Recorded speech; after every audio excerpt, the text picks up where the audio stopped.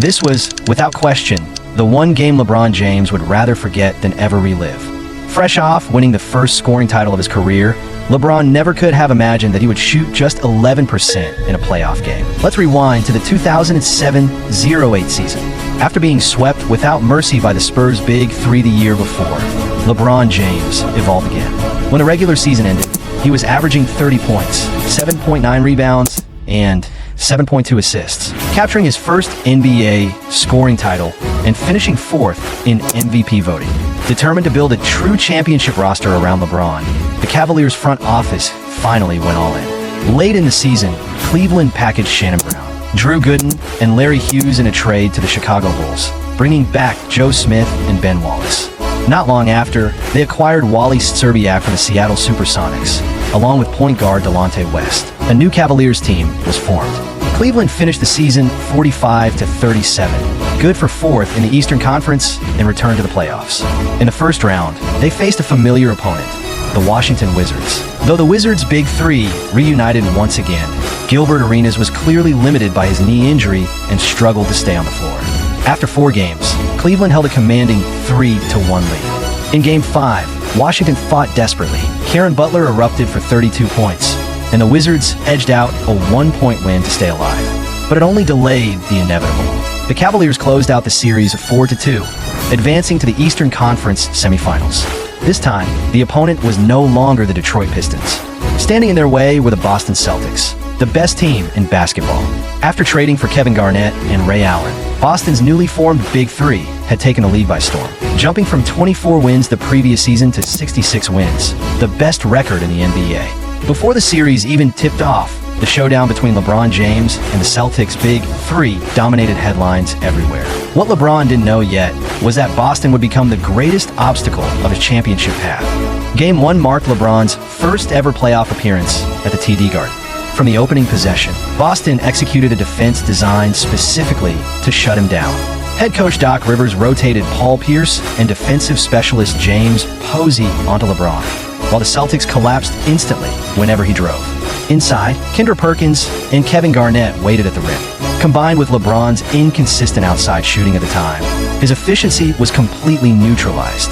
He went 2-for-18 from the field, an astonishing 11% shooting. LeBron still recorded a game-high 9 assists, but 10 turnovers proved fatal.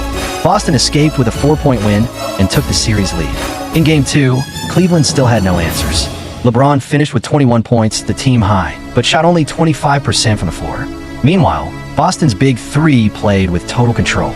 Garnett scored 13, Pierce added 19, and Allen chipped in 16. Just like that, the Celtics were up 2-0. Back in Cleveland for Game 3, the Cavaliers finally broke through. 5 players scored in double figures. Delonte West shot 6, 4, 11, finishing with 21 points. LeBron also had 21, but his efficiency remained low at 31%. After 4 hard-fought games, Cleveland shocked everyone by tying the series 2-2. Then came Game 5, the pivotal turning point. LeBron finally looked like himself again.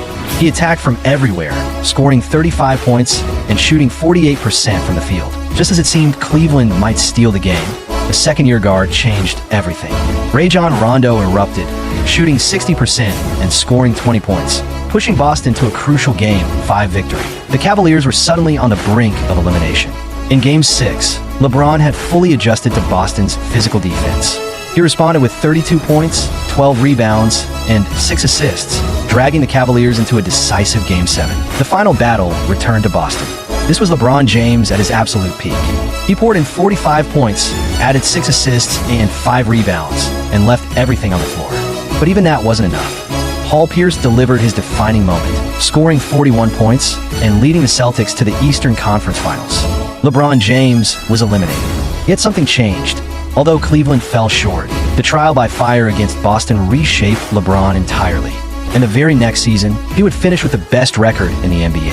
Sometimes the loss that hurts the most is the one that builds everything that follows. If it weren't for this man, the legendary showdown between number 23 and number 24 would have already been written into history. So what really happened in the 2009 Eastern Conference Finals? Let's rewind the clock to the 2008-09 season. This was the year LeBron James truly entered the beginning of his prime. During the regular season, LeBron played 81 games, averaging 28.4 points, 7.6 rebounds, and 7.2 assists per game. While his raw numbers dipped slightly from a year before, his impact went far beyond the stat sheet. His leadership, control of the game, and ability to carry a team were on full display. Under his command, the Cleveland Cavaliers stormed to a 66-16 record, the best in the entire league. LeBron was rewarded with the first regular season MVP of his career. Once the playoffs began, Cleveland looked every bit like a championship favorite. They swept the Detroit Pistons 4-0 in the first round, then demolished the Atlanta Hawks 4-0 in the second. 8 games, 8 wins. No merci. The Cavaliers marched into the Eastern Conference Finals undefeated. Out west, Kobe Bryant was leading the Los Angeles Lakers on a title run of their own. Everyone was already imagining it. Número 23 vs. Número 24. LeBron versus Kobe. A finals for the ages. But standing in LeBron's path was an unexpected obstacle. Dwight Howard and the Orlando Magic. Game 1 tipped off in Cleveland. From the opening half, LeBron played like the MVP he was.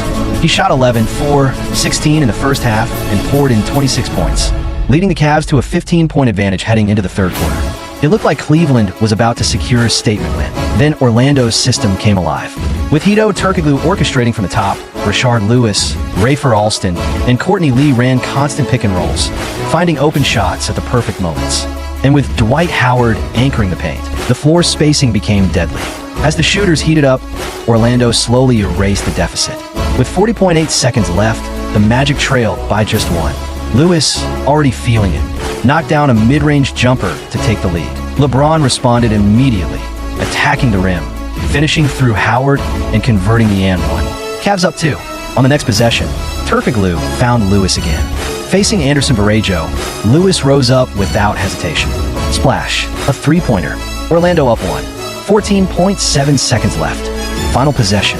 LeBron drove hard into the lane, drew the defense, and kicked it out to the corner. But Delonte West's shot missed. LeBron dropped 49 points at home and still lost. Game 2 followed a hauntingly similar script. Cleveland dominated early. Orlando came alive late. The Cavs shot just 15% from 3 in the second half. The Magic hit 6 threes at a blistering 54%. With 5 seconds left, Turkoglu hit a cold-blooded go-ahead jumper, leaving Cleveland just 1 second. That single second changed everything. Inbound, LeBron sprinted to the perimeter, caught the pass, rose up over Turkoglu, buzzer, swish, a walk-off 3, a moment of self-redemption. LeBron saved Cleveland's home court, but when the series shifted to Orlando, the Magic exploded. Game 3 was total control from start to finish. Orlando took the lead 2-1. Game 4 became a war. Late in regulation, Rashard Lewis struck again, spinning into a clutch 3. With 4.1 seconds left, LeBron attacked the rim, drew the foul, and calmly sank both free throws.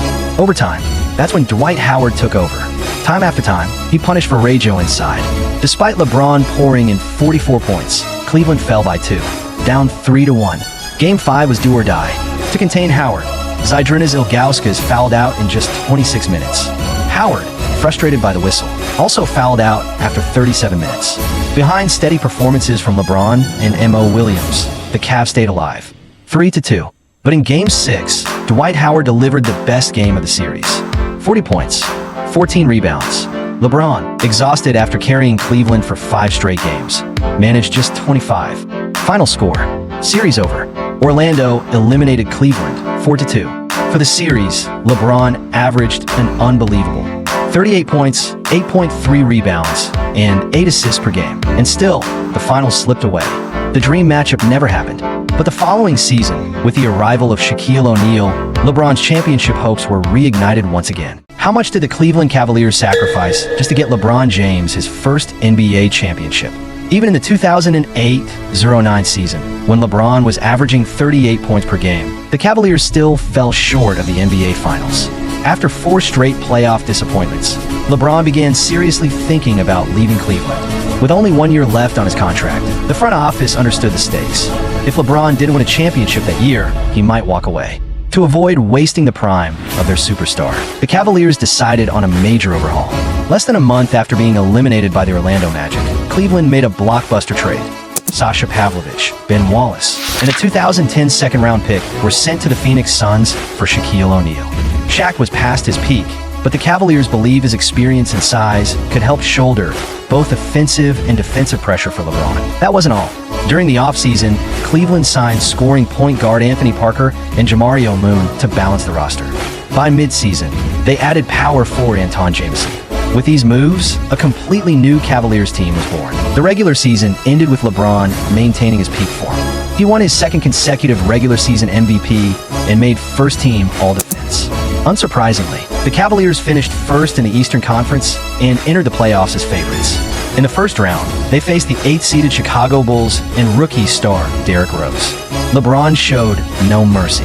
In just 5 games, the Cavaliers swept the Bulls 4-1, advancing comfortably to the Eastern Conference semifinals. Once again, Cleveland faced their arch-rivals, the Boston Celtics.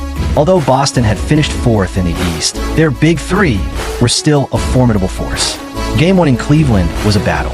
The Cavaliers trailed by nearly 11 points at halftime, but Mo Williams erupted in the third quarter, knocking down mid-range jumpers with incredible precision. He scored 14 points in the quarter alone. In the final period, LeBron took over, hitting a decisive three-pointer to seal the victory. Cleveland won the opener by 8 points. Game 2 was tight through the first half, but in the third quarter, Boston's Big Three took over. Ray Allen scored 10 points, Paul Pierce added 5, and Kevin Garnett contributed 7. On Cleveland's side, LeBron led with only 4 points in the quarter. By the fourth, the Celtics had opened up a 23-point lead and won by 18, evening the series. Games 3 and 4 were split, setting up a pivotal Game 5 at Cleveland. The Cavaliers jumped out early in the first quarter, but in the second, their offense stalled completely. Shaq struggled with repeated offensive fouls inside, and the team shot just 30.8% from the perimeter. In the second half, Mo became the biggest victim, harassed by Allen and Rajon Rondo on defense, while barely getting offensive opportunities. LeBron, who took the most shots, struggled mightily. 14 attempts with only 4 makes, a 21.4% shooting rate. The Celtics won by 32, sending Cleveland to the brink. Game 6 at Boston's TD Garden didn't get any easier. LeBron continued to struggle against the interior defense of Garnett and Kendrick Perkins, shooting 8 of 21 for just 27 points. Mo's shooting improved slightly, but he couldn't contain Rondo's efficiency. Once again, Cleveland fell to the Celtics. After the game, LeBron embraced Garnett. And in that moment, Garnett delivered a line that would stick with LeBron forever. Don't let loyalty cost you. It was those words that crystallized LeBron's decision. By the next offseason, he made the first monumental choice of his career. He would take his talents to Miami. To get the young King LeBron James in 2010, NBA teams were willing to pay an enormous price. Let's rewind to the 2009 to 2010 season. Even with Shaquille O'Neal on the roster, LeBron and the Cavaliers still fell short against the Celtics' Big Three. 5 straight playoff disappointments left LeBron questioning his future in Cleveland. At the same time, his 3-year contract with the Cavaliers was expiring. When Cleveland management tried to extend him, they discovered he had gone off the radar. 2 weeks later, LeBron appeared at Madison Square Garden, and the rumors of his departure spread like wildfire. Soon, every major NBA team was in the chase, including the cash-heavy New York Knicks. That year, the Knicks were desperate for a superstar who could carry the franchise. General manager Donnie Walsh offered LeBron a 5-year max contract and even promised to surround him with top-tier talent. It was tempting, but there was a catch. The Knicks were a perennial bottom feeder, far from championship contenders. Joining them would risk repeating the same story LeBron had experienced in Cleveland. Next in line were the Chicago Bulls. Despite falling short in recent playoffs, Derrick Rose was on a meteoric rise, and Dwayne Wade from the Heat had been in talks with Chicago. LeBron, having played in the 2008 Olympics, had expressed his desire to team up with Wade, so he didn't immediately reject the Bulls' offer.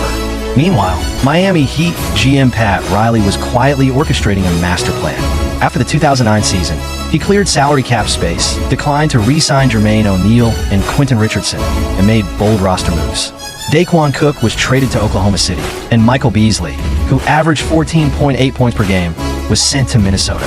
Next, Riley locked in Wade with a 6-year, $105 million contract. With Wade secured, he finally began negotiating with LeBron. Riley, flashing 7 championship rings, asked LeBron, "Do you want to build a new dynasty with Wade?" When LeBron hesitated, Riley added, "What if we bring in Chris Bosh too?" At that moment, LeBron's interest peaked. A star-studded lineup like this meant the NBA title was practically within reach. After the meeting, LeBron disappeared from the public eye once more. On July 8th, he held a nationally broadcast live stream, watched by over 13 million people, to announce his decision. When asked, LeBron said, "I'm taking my talents to South Beach." The announcement sent shockwaves across the league and crushed his hometown of Cleveland. Cavaliers fans saw it as a betrayal. He could have informed management beforehand, but didn't. Regardless, the decision was made. LeBron signed a 6-year max contract with the Heat, joining Wade and Bosh to form the legendary Big Three. The following season, LeBron would face his old nemesis, the Celtics, setting the stage for one of the most anticipated revenge matchups in NBA history.